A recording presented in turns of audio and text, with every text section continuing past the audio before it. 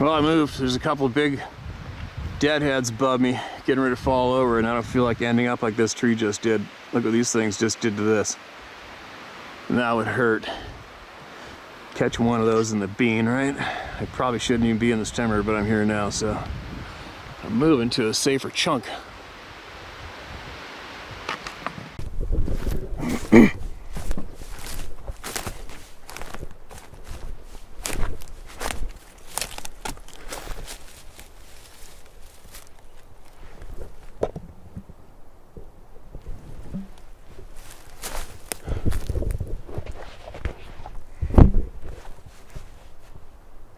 Tell you what, there's a tsunami coming. This isn't much of a tree. The other one's probably better.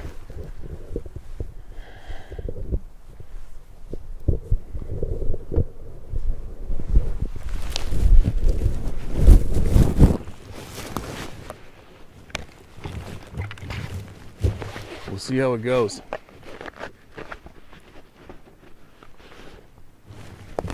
Quick note, was it last week?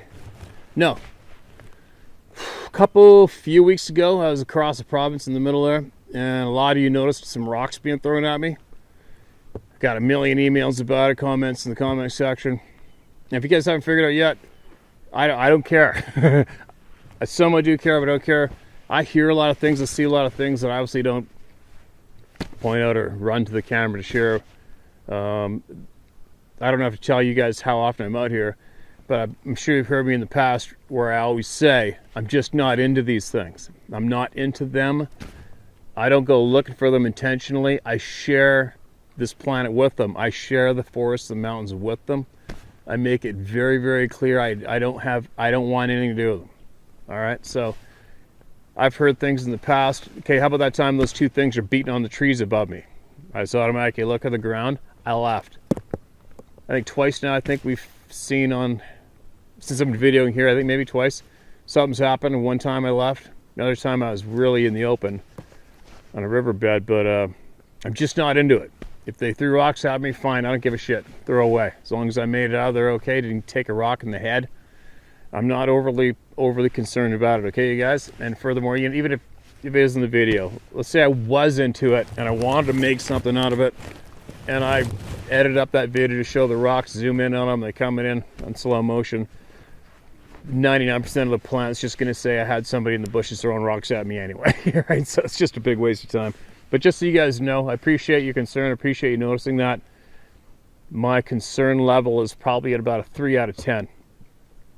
I have been basically let known clearly that something has wanted me not to be there at a certain place. And believe me, when these beings don't want you around, there's no question about it. If you're getting, I've had pine cones whipped at us. I've had pine cones bouncing off the top of the vehicle. I think that's just a game they're playing. You know, somebody's just playing a game. Let them play. Let them have at it. I'm not overly interested. Okay. Now, CCTV, Leavenworth, Kansas again. In the face. Steve, you asked me to rip away. Well, here I go. Michael again from Kansas City. I didn't realize that my story is in your back page. Page 83 and 84 of my book. My bad for me. Continued sending you my story. It's okay, man. No one has asked me about the farce. No one has asked me about the face since that day after the event with the being. I refuse to call them Bigfoot, insulting in my opinion. Sasquatch is borderline in my opinion too. There sure is not effing apes or monkeys. What the F? If anyone thinks that going banging on trees and whooping in the dark, then be prepared for insanity. That night haunts me at least once a week, usually more. God, these stupid bugs. I didn't mention in earlier emails that as soon as that being came over the perimeter fence west side, we all had radio issues with all equipment off and on. Weird. And the two MPs shooting at it. The roar of that being was one of the loudest things that I've ever heard, except explosions of big bombs in Iraq and Afghanistan. Sorry this is long, but I think it's important for the puzzle. The face I saw was sort of human. He, the being, was a he. The face reminded me of a boxer who had fought Mike Tyson in his prime. Flat, smashed nose, like a boxer, cauliflower ears, like a boxer or MMA fighter. The color of his skin was like leather color. His hair was light brown, with some gray on the chin, not much facial hair. The look and eyes and size of the being is what really stuck with me. All of that event stuck with me. The eye color was a mix between golden and orange and bright neon, almost a glow. And it was pissed off. Oh my God, these bugs are... Oh. A lot of you people saying wear a face net. I don't wear face nets. I can't stand anything over my ears. I need my senses unblocked, all right? I don't wear face nets. I want my ears clear, my sight clear, especially when I'm solo in the woods, all right? My ears ring bad enough as it is, so... Anyways, get back to this. The eye color was a mix between golden and orange and bright neon, almost a glow. And it was pissed. If it could have gotten us, I think I wouldn't be able to write this. It had hate in its eyes. We both could feel it. And the way it hit the door and dented it. Not even a sledgehammer could dent the damn door like that being did. Then the jump effortlessly over the 10-foot fence and 15-foot fence with both razor wire. Cleared with ease. Double fence in that location. It had been close to 10 feet tall and at least 800 to 1,000 pounds. 21-inch footprints in the snow. Another thing I would add on, in 2002, after basic training, I was sent to Afghanistan. When we arrived there was a strange story going around about the Kandahar giants. There were 2 that were killed. Not hairy men, just giant men, 12 to 15 feet tall. One killed 10 military. Not sure of the other one. We weren't supposed to talk about it. But our training, the CO kept telling all of us to aim higher, which didn't make sense to any of us until we heard the story of the non-event. It was a serious event. Once again, all the lies of the government see suckers. Steve, I've been shot, Purple Heart. I've been blown up twice, wounded once in those explosions, another Purple Heart. I've watched friends be blown into 100 pieces. Lots of bad shit, and that night in December 2012 is just as painful. That's bad. Once again, Steve, look me up if you're ever in Kansas City. Equals lots of beer, white-tailed deer, big ones, turkeys galore. I have more to share, but this email is long enough for now. Steve, keep your head on a swivel and always watch your 6. Thanks again for everything you do. You have big brass balls, brother. God bless you and yours, Michael. I've got big brass balls. Dude, you've been shot and blown up and went to Afghanistan. Me in the forest with Sasquatch and grizzly bears. I don't know if that compares to that, brother. But, yeah, you know what? Kansas. I've been to Kansas a few times. We went in that Lacine, Kansas.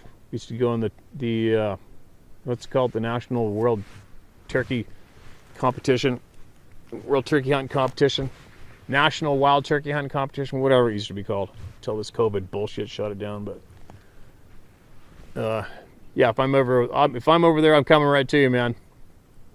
No question about that one.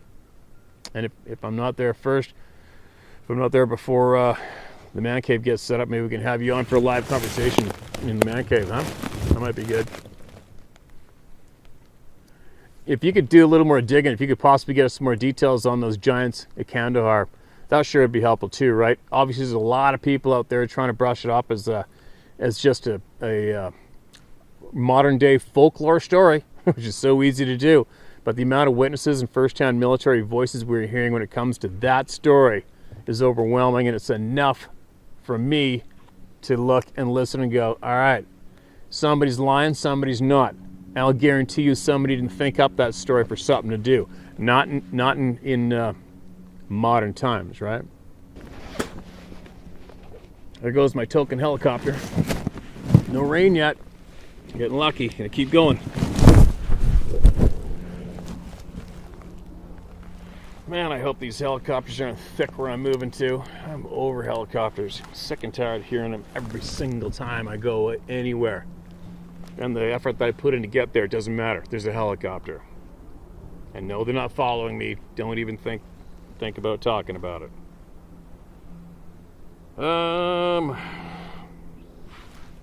Alright. Mark is red.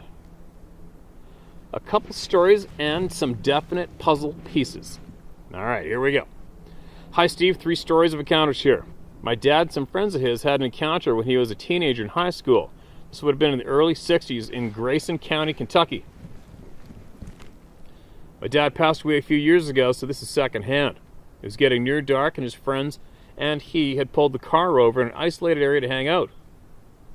There's probably music playing and other distractions going on, so they weren't aware of the approach until they saw something upright and hairy coming at the car and didn't hang around to find out any more about it. My dad was definitely not the type of person to make things up. He was a decorated, disabled Vietnam vet, and I never even knew he had the encounter until my mother mentioned it to me. There are some more scattered accounts of encounters in the general area over the years when I searched online. In addition, a next-door neighbor of my mother, who was not aware of the existence of the phenomena as far as I'm aware, from his description and reaction to his encounter, told her that he watched white-haired, upright walking beings with no neck moving across a field nearby. He tends to walk along the road at night and go visit a friend's house, and stated that he would hate to meet that big one of the group he saw. He was so affected by the sighting they had started searching for where they might be living and thought they might have found it in some caves nearby. The story was third-hand from what he told Mom and she told me. The last one is first-hand, although I'm not certain what was encountered. I was in high school. It would have been from 84 to 85. I was over at a friend's house in Caneyville, Kentucky, which is also in Grayson County. His parents had taken off for a short trip to pick up some things, and we were by ourselves. The house within a couple of miles of the interstate highway and was up a hill and fairly isolated from neighbors' houses. The property was not wooded. There were maybe 2 or 3 20 to 30 foot trees in the backyard. It's not a lot of ground cover. With a couple of small outbuildings. We had been distracted playing video games, most likely as it was getting darker, and we had not turned any lights as it didn't interfere with playing the games. Something out of the backyard caught our attention. It was getting almost dark, not light enough to see details, but easy enough to see generally. I saw something light-colored. I thought it was someone in a white uniform, but it may have been just how my mind interpreted it with the lack of any other details. The problem was the size of the person in the uniform, if that's what it was. I have an uncle who's 6'4", so I was used to that height as a reference, and whatever this was, it was many inches taller, likely over 7. My first thought was that someone from an institution had maybe escaped because of what I thought was a white uniform. But there were no institutions close by that I knew of, and there shouldn't have been anyone passing from a neighbor's yard through the backyard because we were on a hill far away from the neighbors. We were both rather alarmed to see such a large man walking toward the house from the back. There was nothing but undeveloped land behind the house. I believe the interstate was over the top of the hill not far away. We had both moved back away from the window out of sight as soon as we noticed whatever it was. The size was that imposing. I don't remember it being super broad-shouldered or massively built, but just a normally proportioned person over 7 feet tall is pretty surprising to see when you don't expect anyone to be in the backyard or nearby at all, and we couldn't see that well who exactly it was. We moved quickly into a front room of the house and kind of sat down against the interior wall of the view of the back windows because we weren't sure what the intention was or what might happen. I had not seen it long enough to notice the head more than a glimpse. I believe the black doorknob might have been turned, but I'm not sure because I think music might have been playing and covered the noise. It was not too many minutes longer before we saw the headlights of my friend's parents turning in, driving up the back. We mentioned it to them, but downplayed the extreme size, only telling them it was someone tall. I often wondered just what the story was with who or whatever was walking through the backyard. Here's a very interesting sight of someone who has done some real research into people disappearing around the specific areas, and he has been able to tie some of them to the types of what he thinks are remains of artificial geopolymer rock-like formations built by ancient societies. Geopolymer being ground-up rocks mixed with binding material and specific minerals and other materials to enhance the electromagnetic fields that they react to or generate. Wow. All right, and what's this thing called? humanresonance.org, Dragon's Lair PDF, human-resonance.org, Hopi Complex. All right, well, there's the link. I read it out. Okay, you leave to... All right, warning. There are disturbing images of human mutilation from abduction cases. The images are only at the beginning. I'll conclude this link because the photos are artificial rock formations and detailed topographical maps pertaining to artificial semi-hidden structures are definitely of interest and necessary to understand. There's also an excerpt from one of the Carlos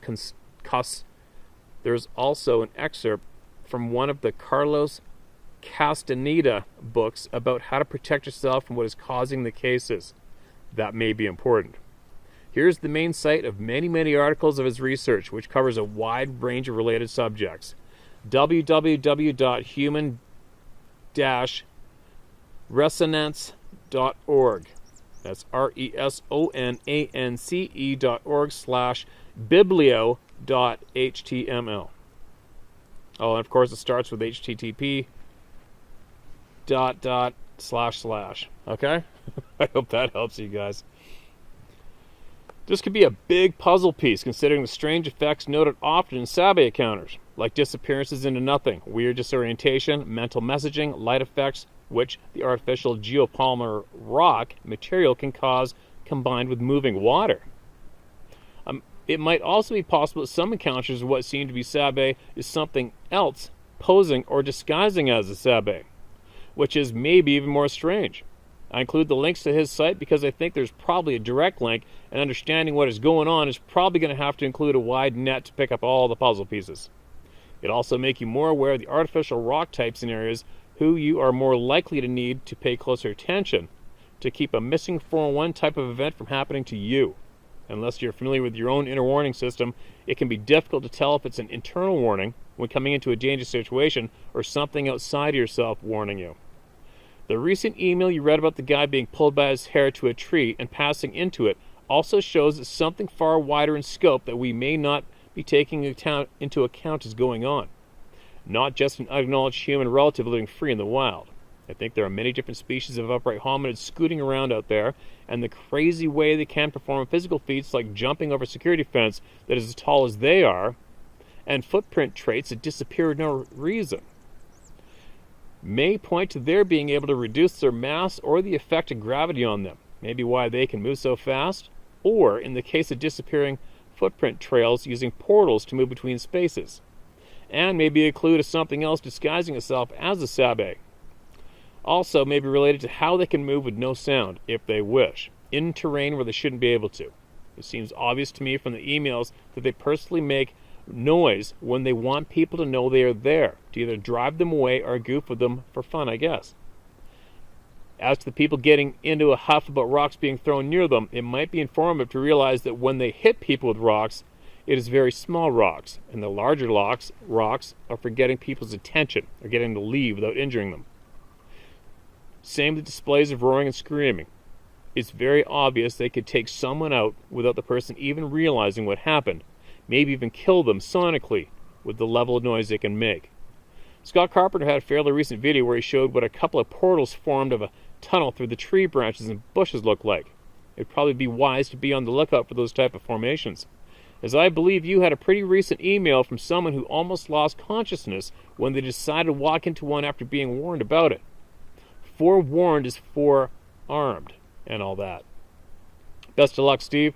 Might want to take note of the clues to look out for in those links as you are moving through the wilderness. I think some of the puzzle pieces have been in sight all along, but we didn't know what we were looking at from the evidence of those geopolymer rocks.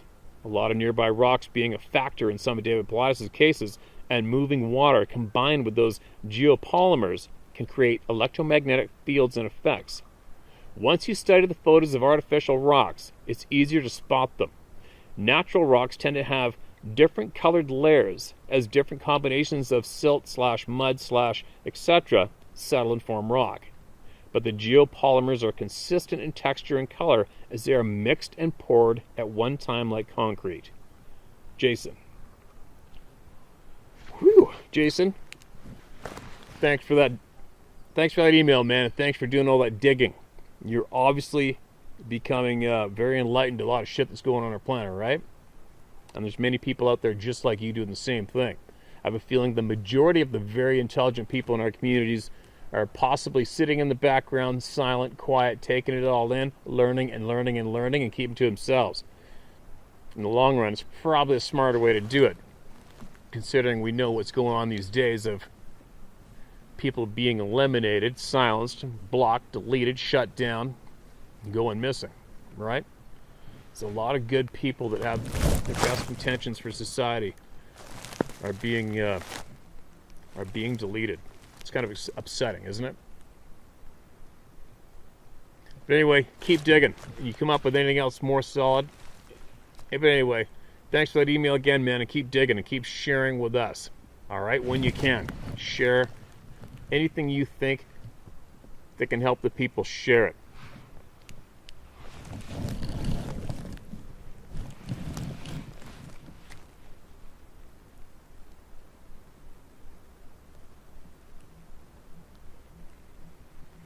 Resending a better written version of the information I have.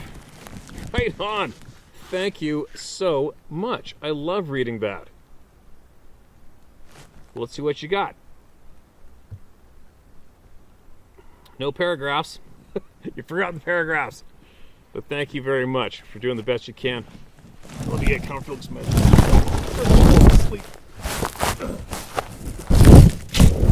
Can't believe that tsunami must be just skimming me, man.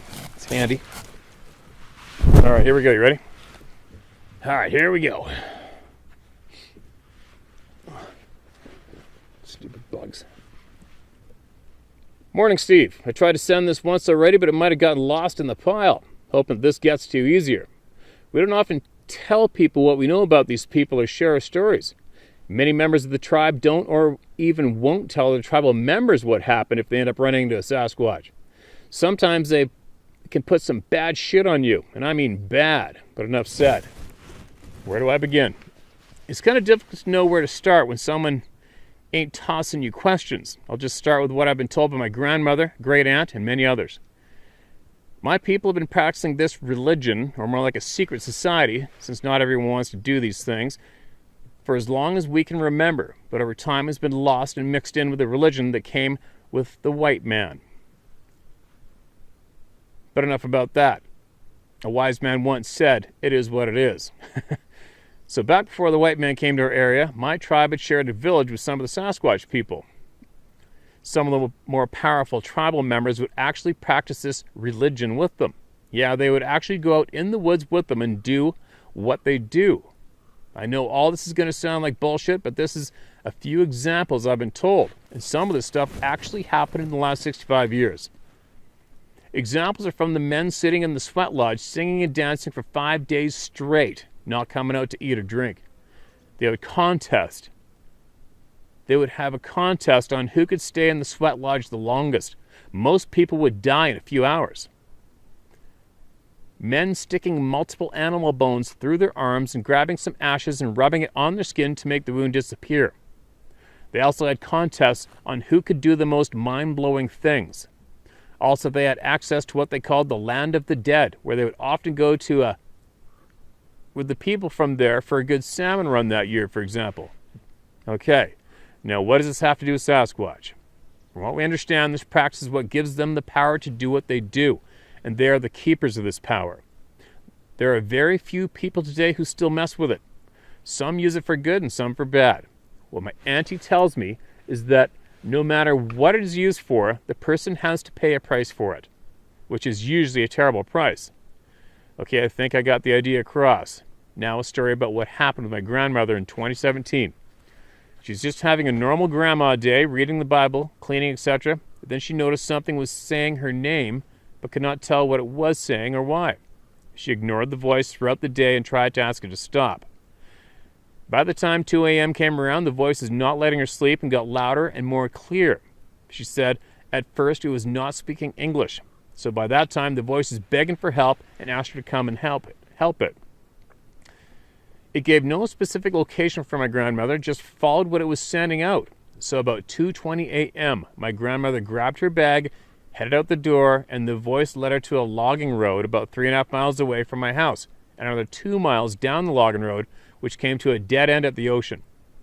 She told me that she could hear the voice getting louder, and the closer she got to the end, she pulled up with the high beams on, but did not see anything, so she slowly started making the turnaround at the end of the road where her van was facing the direction she came from. She could see something on the ground, and she said it wasn't there when she drove in. She said it looked like a big bear on all fours at first. When she stopped the van, she was able to look at it. She can see that it was a Sasquatch and something had it trapped. She explained it exactly like this, word for word. It was on all fours and it looked like it was trying to crawl into something, but it could not get out. So at 2:45 a.m., my grandmother was out in a dead-end logging road with a Sasquatch on the ground right at her feet. I can't go into detail about what went on the 25 minutes she was there trying to help the male out. It's not because I'm trying to keep a secret from anyone. It's because I honestly do not want to know.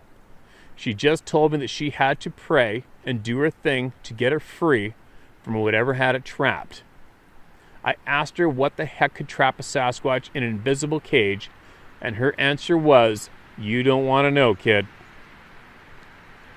So I left it at that, and she did not tell me the story until 1.5 years later.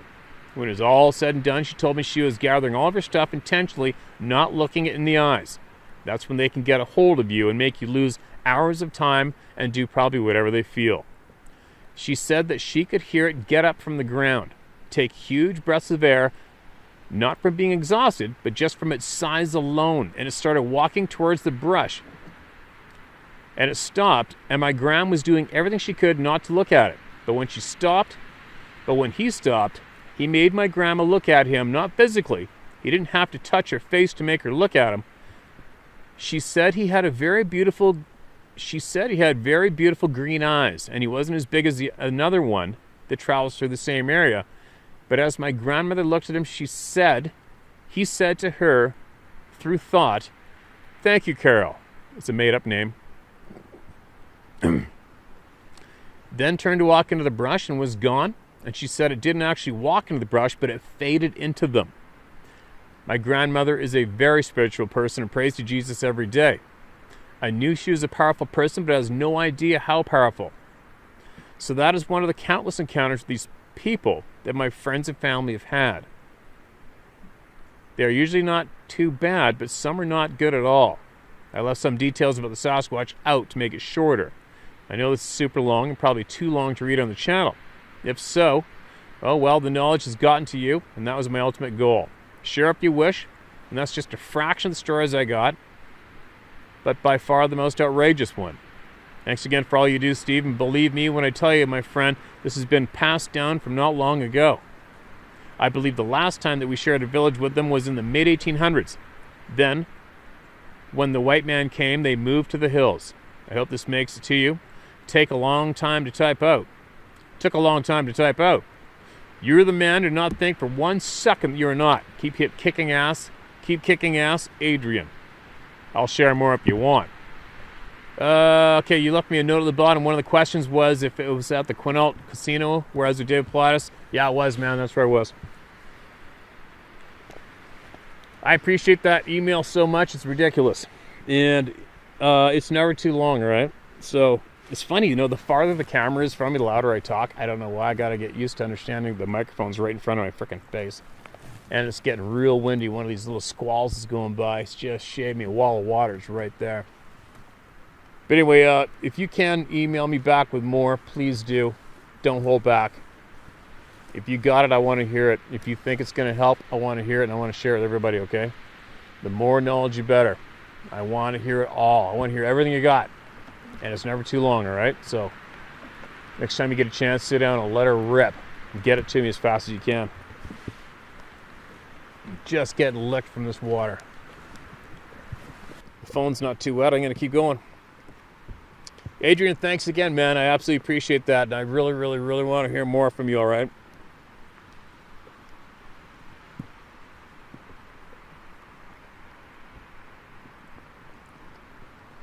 All right, what do we got? So close, I could touch him and forest people attack. Dear Steve, let me start off by saying I'm not a great writer, but I'll try. Also, very sorry for your loss, Mr. Macaroni. I feel your pain, brother. All right, Corey, thanks for that. I really appreciate it, man. A little info on me. My name is Corey Davies. Dave Z. Pronounced Dave --ZZ. So, Dave's. Sorry, man. My name is Corey Davies. I'm 20. Yes, young, but hear me out. I live in Western North Carolina, near the Brevard area. Feel free to use my name, and I don't give a shit what people think. Now to my story. Throughout the years, I've had a handful of sightings and experiences. I'm a lifetime hunter, fisherman, and just a good old country boy. Lived in the woods. I know the woods and all the animals in my woods. Yes, I've seen mountain lions. Killed a 40-pound bobcat just this past December of 2020, pick attached at the end. Now, my first face-to-face. I was 14 and was camping in my grandmother's yard in the bed of an old Ford pickup with a camper cover. About 11:30 p.m., I woke to a loud thump. Very odd. My dog was whimpering underneath the truck. I was very uneasy. I fell back asleep around 12:30. I woke to footsteps. Something was walking around my truck. I looked and I saw the outline of this figure. A giant man is the best description. 9 feet tall, 4 feet wide at the shoulders. Now this was underneath a nightlight. Now this is underneath a nightlight my grandpa had installed in the driveway. I could clearly see in the outline. I walked next to the truck and I was rubbing this. It walked next to the truck and was rubbing the side of it. It bent over to look in the window. I could hear it breathing. Steve, it got so close it fogged up the window. No smell neither. Just pure primal fear. I was just a boy at 14. After seeing me move, it took off for cover around 65 yards in about 30 steps. 3 steps. Ugh. I got out and ran inside my grandmother's house and stayed there until my dad came to get me in the morning. That still haunts me to this day, knowing that only a thin layer of aluminum and glass window is between me and this thing. Story number 2. Deer rifle season 2016 November. My first year hunting alone. Go figure. I was super excited being 16 years old. I had a Remington 270 and thousands of acres to myself and 20 bullets. A 16-year-old boy's dream. I hear you, Matt. Oh, frickin' camera got blown over. All right, we'll fix it.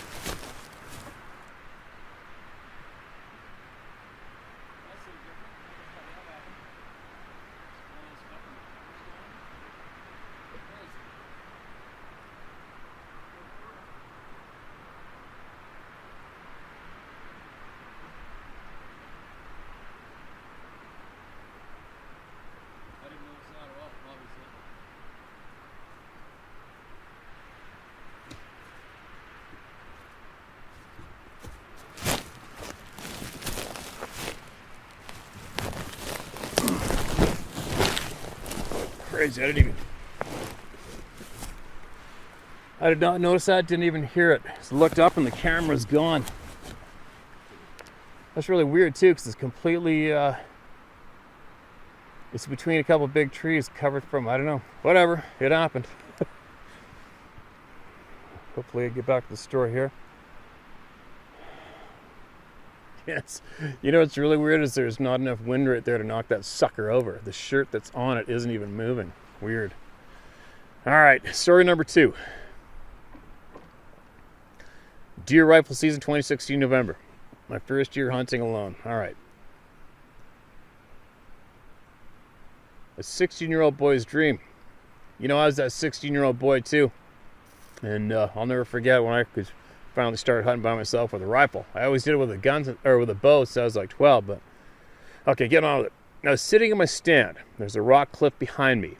Around 10 that morning, I started to hear a rock banging coming from a small creek about 300 yards to my left. This made me uneasy as I remembered the night in the truck.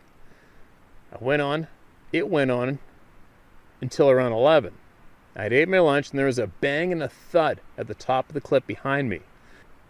I got up and looked behind the tree my stand was at. Now I hunt on the ground.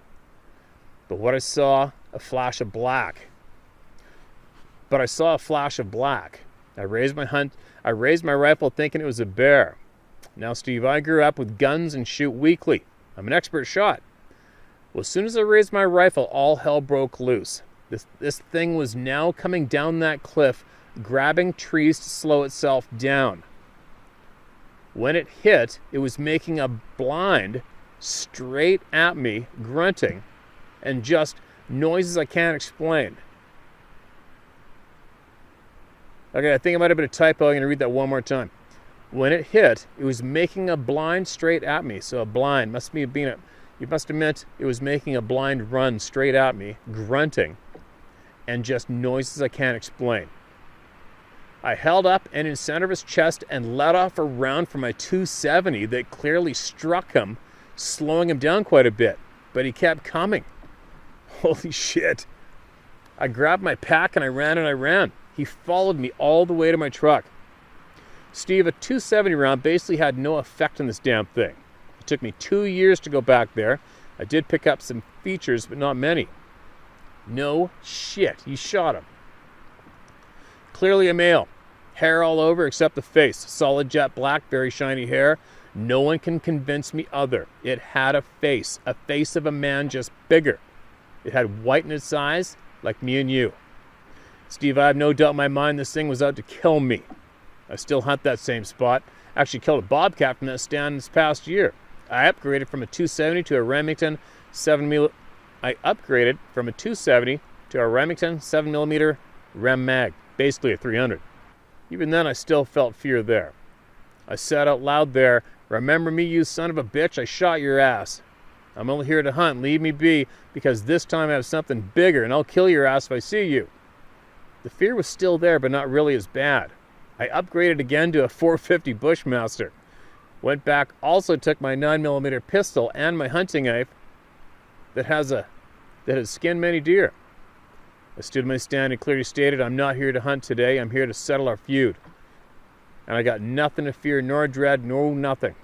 I stayed for an hour or so, and then I was leaving. I just got these words in my head. "We know who you are. We know you're not bad. You is defending yourself against a bad one. But don't worry, the bad one is gone, and we will not bother you. Just watch." Don't worry, the bad one is gone, and we will not bother you, but just watch. Wow. I have since felt totally at ease there, Steve.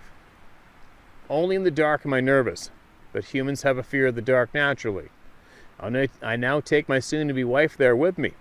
My father showed me this spot. He still goes. He was screamed at last year. I think because I made them mad by shooting the bobcat, but he has not said anything other than that. We still have ongoing activity at our home. Nothing bad, just curious juveniles is my thought. Along with the mountain lion that let us clearly know he's here by screaming. Anyway, Steve, I hope someone will hear this and do what I did and reclaim their love of the outdoors as me. Steve, you're a good man. I'll always have your back, and you'll always be welcome in my home. Let me know if you're ever in the Asheville area, North Carolina, and I'll let you stay at my house and eat dinner for free. Cell number is. God bless you and stay safe, brother. Corey Davis. All right, Corey, thanks for that invite, man. If I'm ever around, you can be rest assured I'll show up and I'll eat some of that free food. What a crazy frickin' story. You got a set on you, man. You got a set. Many a grown man has ran from less than what you saw and experienced. Good for you for swinging up and yanking the trigger on that thing. I mean, nobody was there. Sure, there's going to be some people out there going to be absolutely offended that you shot at one of these peaceful, sweet, supreme beings. But listen, to all you people out there that are out of tune with nature, out of tune with the real world, which is all around me right now. Rule number one in nature, if something is locked on you, that's typically a threat if it's from a predator. In all this land, all these mountains, all these forests, if any animal with its eyes in the front of its face are locked on you and it's coming at you, instead of going the opposite direction, it's probably not there to hump your leg. or nuzzle your ear, all right? If any human being does that to any other natural predator in the woods, the human being's going to be in for it. If any human being does that to another human being, basically in any country, you're probably going to be in for it. It's just the way nature works. Whose fault is it that thing got a slug in its chest? It's the being's fault. It's the Sasquatch's fault. Trust me. If I was sitting here right now, look at that camera, and an 8 or 9, or I don't care how big it is, some predator, whether it be human or non-human, bear, cougar, I don't care what it is. If something's locked on me right now in the middle of nowhere and coming for me, this thing's going to stop it or put a big hole in it, no matter what. I mean, you're a dummy not to, right? Anyway, you can't blame the guy for shooting the damn thing in the chest. That's pretty amazing. You went back there and called him out and said, let's get it on. Holy shit, dude. You got some attitude, man. Good for you. What a crazy, crazy experience. So thanks again for sending that in and sharing it with the people, all right? Corey, and if you guys